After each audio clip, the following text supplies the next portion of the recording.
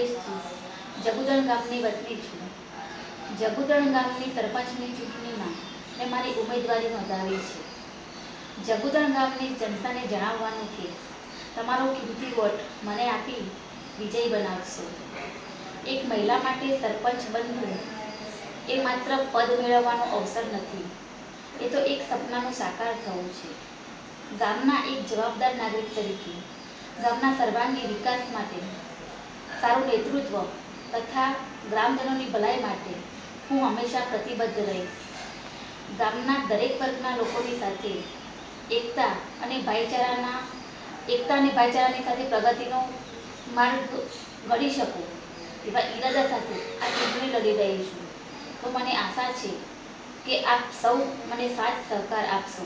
આપ સૌનો સાથ અને જગુદણ ગામનો વિકાસ એ જ મારી ભાવના છે.